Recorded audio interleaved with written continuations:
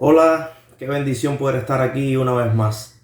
Creo que todos necesitamos en algún momento de la vida un nuevo comienzo. Y creo que 2022 puede ser esa nueva oportunidad para tu vida, puede ser ese nuevo comienzo. Estamos dando inicio a la serie Un Nuevo Comienzo precisamente en este momento del año. Así que te la estamos recomendando y muy personalmente te recomiendo, si no has visto el primer video introductorio de esta serie, lo veas para que puedas comprender el resto de los capítulos. Para los que no me conocen, mi nombre es Joel y este es un nuevo video de nuestro canal Cardinal.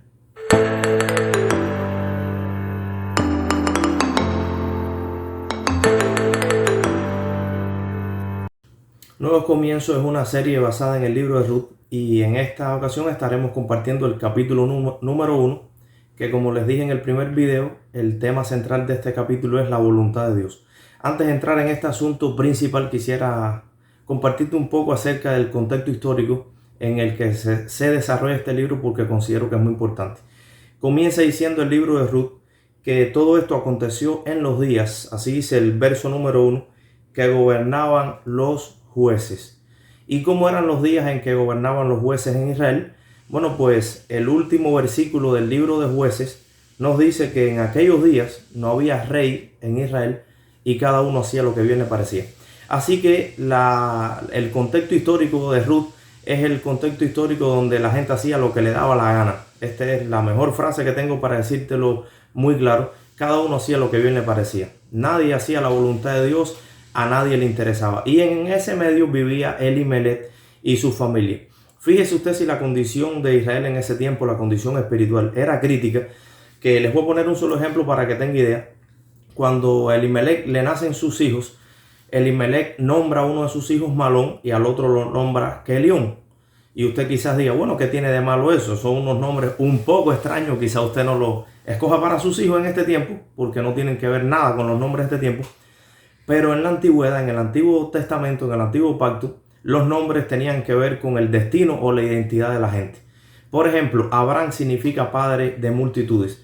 Y Abraham llegó a ser lo que su nombre significaba. Llegó a ser un padre de multitudes, aun cuando era un hombre viejo, estéril, sin ninguna posibilidad de llegar a ser padre. Pero su nombre estaba atado y estaba ligado a su destino.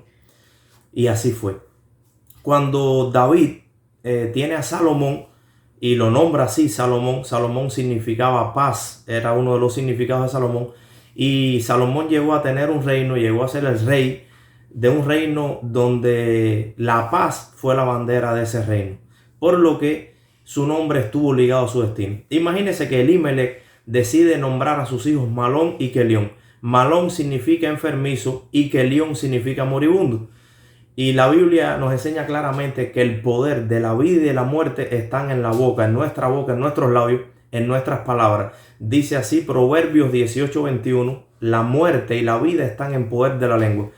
¿Qué fue lo que sucedió? Pues sucedió que el destino de estos hijos, su padre lo trazó desde el principio. Las palabras que su padre lanzó sobre ellos, los nombres que le puso, marcaron el camino y el destino de estos hijos que a una edad temprana murieron en Moab, porque su nombre estaba ligado. Quiero aprovechar aquí y hacer un paréntesis para si alguno de los que escucha estos videos son padres, puedan entender que es muy importante la manera en que le hablamos a nuestros hijos. Las palabras que usted lanza a sus hijos determinan su destino, determinan su futuro y su camino. Hay que tener mucho cuidado cuando se le dice a los niños tonto, holgazán, eres un descuidado, porque usted ahí está trazando un camino y está enfatizando una realidad. Y puede ser que usted esté trazando el destino y está ligando a sus hijos a esa realidad. Por eso, ojo con las palabras que salen de nuestra boca, porque la vida y la muerte están en poder de las palabras. También esto tiene que ver con el matrimonio, cómo nos tratamos como pareja. Hay que ser muy cuidadosos a la hora de hablarnos y escoger bien las palabras, que podamos traer palabras de vida a nuestra casa, palabras de fe, palabras de emprender, palabras de Dios a nuestra casa, tanto en el matrimonio, en la crianza de los hijos, en las relaciones. Yo sé que esto es un desafío que solo jamás podremos, pero con la ayuda del Señor sí podremos lograrlo. Pero para ir entrando entonces en el centro de esta historia, el capítulo 1, de alguna manera en este capítulo 1 tenemos dos historias. Usted puede encontrar aquí la historia de Elimelech el hombre que se alejó de Belén y llegó hasta los campos de Moab. Y tenemos la historia de Ruth, la moabita, que huyó de los campos de Moab y llegó hasta Belén. Belén significa en la Biblia casa del pan y Moab es una figura del mundo. Por lo que está muy claro la historia de estos dos personajes. Elimelech salió corriendo de las cosas de Dios, salió corriendo de la casa del pan y llegó hasta Moab. Y no solo que llegó, sino que dice el versículo 2 del capítulo 1, que llegaron a los campos de Moab y se quedaron allí. El error más grande de Elimelech no fue que un día salió huyendo de la casa del pan, un día salió huyendo del Señor, un día salió huyendo de la voluntad de Dios, de la iglesia, dejó de reunirse, dejó de congregarse. No fue lo más malo, aunque fue malo, pero lo más malo fue que se quedó en esa condición, lejos de Dios. Y el otro texto comienza diciendo, y murió Elimelech. Esto quisiera que lo anotes si estás tomando notas, sino que lo guardes en tu corazón, porque quizás tú eres de los que en algún momento huyó o aún está huyendo, pero lo peor es que te quedes en esa condición lejos de Dios. Necesitas regresar. Entonces, resumiendo, tenemos dos historias diferentes con evidentemente dos finales diferentes. La historia de Elimelech, el hombre que, siendo un hombre de Dios, porque Elimelech significa Dios es mi rey, vivió como si Dios no fuera su rey y salió huyendo de Belén, la casa del pan, y llegó a Moab, la tierra de la muerte. Llegó al mundo, pudiéramos decir, a vivir una vida sin Dios, a vivir una vida como a él le parecía. Y tenemos por otro lado la historia de Ruth, la mujer que vivía en Moab y que salió huyendo de Moab y regresa a la voluntad de Dios, regresa a Belén, regresa a la casa del pan. Por lo que en este capítulo 1 podemos ver dos historias que representan dos grupos de personas diferentes, con dos procederes diferentes y evidentemente dos destinos diferentes. Así que entrando en el asunto central de este libro, comenzamos con la historia de Ruth. Como decíamos en el primer capítulo, Ruth la moabita en los campos de Moab. Es importante que tú sepas que Moab no era un título de honor.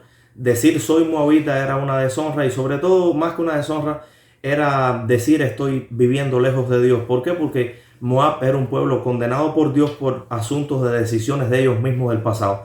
Por lo que Ruth la moabita significa, en el lenguaje del Nuevo Testamento, podemos interpretarlo a la luz de Efesios capítulo 2 del 11 al 13, donde dice: en aquel tiempo estabais sin Cristo, alejados de la ciudadanía de Israel y ajenos a los pactos de la promesa, sin esperanza y sin Dios en el mundo.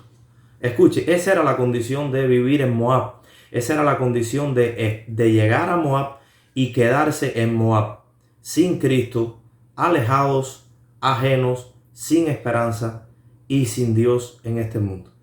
A esa condición huyó Elimelech, pero de esa condición huyó Ruth. ¿Qué historias tan diferentes? Voy a hacer un paréntesis aquí. Te pregunto, ¿cuál de los dos eres tú? ¿Tú eres de los que huyes de vivir con Cristo, con ciudadanía, dentro de los pactos de las promesas, con esperanza y con Dios en este mundo? ¿Huyes de esa realidad como Elimelech, a vivir entonces sin Cristo, alejado de su ciudadanía, ajenos de los pactos, sin esperanza y sin Él? Para seguir, quiero que tengas en cuenta, como te dije ahorita, si estás anotando, anota este verso, porque este texto es básico en el capítulo 1 y en todo el libro, y es el versículo 20 del capítulo 1, que dice así. Comienza diciendo el verso anterior: ¿no es esta Noemí?, le preguntan a ella, y ella dice: no me llaméis Noemí, sino llamadme Mara. Para mí comprender, este versículo es el que define el capítulo 1 de este libro. ¿Por qué? Porque cuando usted va a la parte de abajo de su Biblia, si su Biblia es como la que yo tengo aquí delante, cuando pone la palabra Noemí y la palabra Mara, pone abajo el significado de ambas palabras, y Noemí significa placentera o agradable y Mara significa amarga. Por lo que Noemí en este libro no representa a la suegra. Noemí literalmente era la suegra de Ruth, pero Noemí en este libro, para poder comprender la mente de Dios en este libro, necesitas comprender a quién representa Noemí. Y Noemí representa la voluntad de Dios en este libro. ¿Por qué? Porque la voluntad de Dios es así, es como Noemí. Por un lado es agradable, es buena, es perfecta, como dice la Biblia, pero por otro lado la voluntad de Dios puede ser amarga en muchos momentos de la vida. Si usted es un hijo de Dios, usted sabe que hay muchos momentos de la vida en que uno, por hacer la voluntad de Dios, por agradar a Dios, toma decisiones que duelen, toma decisiones que no son fáciles, que es lo que la Biblia llama tomar la cruz. Lo que Jesús decía: sígueme, pero sígueme tomando mi cruz, sígueme haciendo mi voluntad. No me sigas viviendo a tu manera, sino que sigue mi camino, sígueme a mí, pero sabiendo que mi voluntad es buena, agradable y perfecta, pero también mi voluntad puede ser amarga en muchos momentos. Entonces, teniendo eso bien claro, vamos a desglosar algunos versículos en este libro para que puedas entender. Ten muy presente que Noemí representa la voluntad de Dios. Entonces dice el versículo 5: y murieron también los dos hijos, Malón y Kelión, y así las mujeres quedaron desamparadas, Noemí de sus hijos y Orfa y Ruth de sus maridos.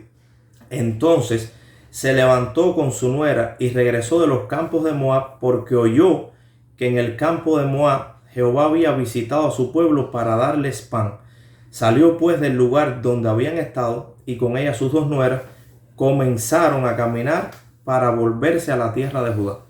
Aquí comienza el regreso de ellas desde Moab hacia Belén, la casa del pan. Y a mí me llama mucho la atención cómo en este momento Noemí le dice a sus dos nueras: andad y volveos cada una a la casa de su madre. Jehová haga con vosotras misericordia como lo habéis hecho con los muertos y conmigo.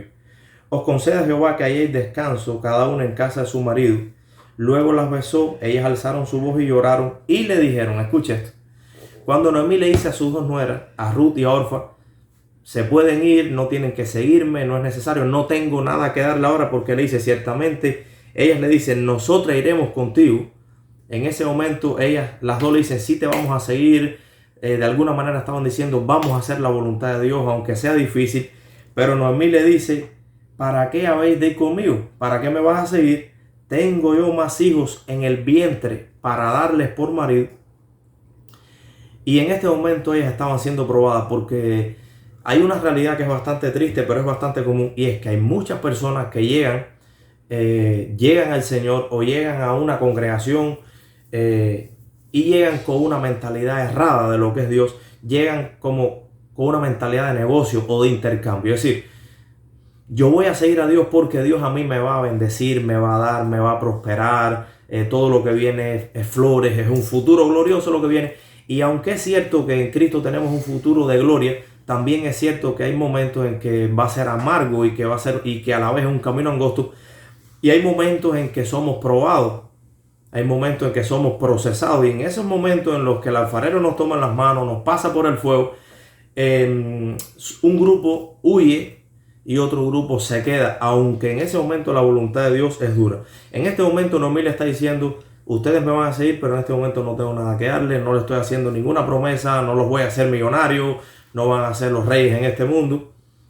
Y las dos dijeron, nosotros iremos contigo al principio, pero cuando Orfa escucha esta realidad, dice la escritura que Orfa en el verso 14 besó a su nuera y se fue, más Ruth se quedó con ella. Este es el momento que trajo una definición y una ruptura en estas dos personas, Orfa y Ruth. Ellas representan dos tipos de personas diferentes. La gente que cuando ven que Dios no tiene nada aparentemente que darlo, cuando ellos no logran sus caprichos, sus sueños personales, muchas veces hasta sus antojos, porque la voluntad de Dios los lleva por otro camino, estas personas se van. Pero está el otro grupo de personas como Ruth, que aunque te digan no tengo más hijos que darte, y aunque aparentemente no hay en ese momento nada que Dios pueda darte que tiene que ver con lo que tú has soñado, con lo que tú quieres, ellos permanecen, porque ellos saben que la voluntad de Dios, aunque es amarga en proceso de la vida, sigue siendo lo mejor para nuestra vida, sigue siendo y seguirá siendo buena, agradable y perfecta. Y luego dice el verso 16, que es clave, dice que Ruth le dijo a Noemí, no me ruegues que te deje y que me aparte de ti, porque a donde quiera que tú fueres, iré yo, y donde quiera que vivieres, viviré. Tu pueblo será mi pueblo y tu Dios mi Dios. Donde tú mueras, moriré yo, y allí seré sepultada. Así me haga Jehová, y aún me añada, que solo la muerte hará separación entre nosotros. Miren la convicción de Ruth. Le dijo, no me pidas que te deje. No importa si en este momento lo que estoy pasando es el Niágara sin bicicleta. No importa si en este momento me ha tocado sufrir, vivo un desierto, estoy pasando un momento difícil, estoy siendo probado en mi fe. no importa. Lo único que me separará de vivir haciendo la voluntad de Dios, lo único que me separará de ti, Noemí, será la muerte. El día que yo parta de este mundo, bueno, pues ese día no seguiré tomando la cruz, pero mientras viva en este mundo la voy a tomar aunque me cueste.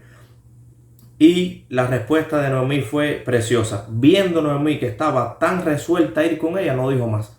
Es decir, que hay un momento en que de alguna manera Dios vio en Ruth que estaba resuelta, estaba comprometida a seguirlo, aun cuando su voluntad era dura. En una ocasión leí algo que me llamó mucho la atención, y es que en la aviación hay un concepto que se llama el punto de no retorno, y es que cuando un avión sale de un punto A un punto B, hay un momento en el que si por alguna razón él tuviera que regresar al punto A, él puede hacerlo, porque el combustible le da. Pero hay un momento que él cruza lo que se conoce como el punto de no retorno, que ya él no puede regresar, porque no le da el combustible. Está obligado a llegar al punto B. Entonces nosotros como hijos de Dios podemos ser como Orfa, que no cruzó el punto de no retorno y por eso regresó, pero Ruth había en su interior, en su corazón había cruzado ese punto, y para ella regresar a Moab no era una opción. Ella estaba determinada a seguir al Señor hasta el punto B, hasta el final de su vida. Así que espero que tú seas de los que hayas cruzado el punto de no retorno y le digas: Señor, contigo hasta el final, y que Dios vea como vio Noemí, que estaba resuelta a ir con ella hasta el final. Para ir terminando, quiero pasar al verso 22, donde dice, miren qué glorioso: así volvió Noemí y Ruth la moabita con ella. Esta frase para mí es básica, es central. Noemí y Ruth. Luego vamos a ver en los próximos capítulos cómo Ruth jamás se desligó de Noemí. Todo el libro de Ruth usted puede encontrar a Noemí y Ruth, Ruth y Noemí. Ruth siempre se apegó a la voluntad de Dios desde el principio hasta el final. Y dice que llegó Noemí delante. Escuche este detalle: Noemí está delante y Ruth está después, porque Ruth puso a Noemí delante, porque Ruth puso delante de ella la voluntad de Dios. No dice llegó Ruth y Noemí después de Ruth, sino que llegó Noemí y luego Ruth en segundo lugar. Noemí está en primer lugar. Volvieron de los campos de Moab, porque cuando tú pones la voluntad de Dios delante, tú vas a salir del mundo, tú vas a salir de la condición de apatía, tú vas a regresar al orden de Dios, a la voluntad de Dios. Por eso es que hubo un regreso desde la lejanía de Dios, desde esa condición en la que Moab te deja, que es una condición de muerte, de desamparo, de orfandad, de apatía, y regresó hasta Belén. Pero hice el detalle: cuando ellas regresaron, dice una palabra, fue al comienzo de la siega de la cebada. Es decir, que se activa un comienzo, se activa un inicio. La palabra comienzo es básica. Comenzaba una nueva temporada en la vida de Ruth, comenzaba una cosecha. La siega representa la cosecha, eso es lo que significa. Y por eso este libro tiene que ver con nuevos comienzos. Pero para terminar, quisiera que te quedara claro que no existen nuevos comienzos en la vida. Jamás va a existir un nuevo comienzo, aunque tú lo necesites, aunque tú lo añoras, aunque tú hayas pedido un nuevo comienzo en tu vida, porque estás cansado de vivir una vida vacía, sin aparente, sin propósito, sin plenitud. No existe un nuevo comienzo en la vida, a no ser que decidas apegarte a la voluntad de Dios y comenzar a caminar en la voluntad de Dios. Cuando comenzamos a caminar en la voluntad de Dios, podemos hablar de un nuevo comienzo. De lo contrario, es una utopía, es un misticismo, es una ilusión falsa. No existe nuevo comienzo si no hay un giro a la voluntad de Dios. No existe un nuevo comienzo si no hay un camino de regreso hacia Belén, la casa del pan. Y no existirá jamás un nuevo comienzo a no ser que sea de esta manera.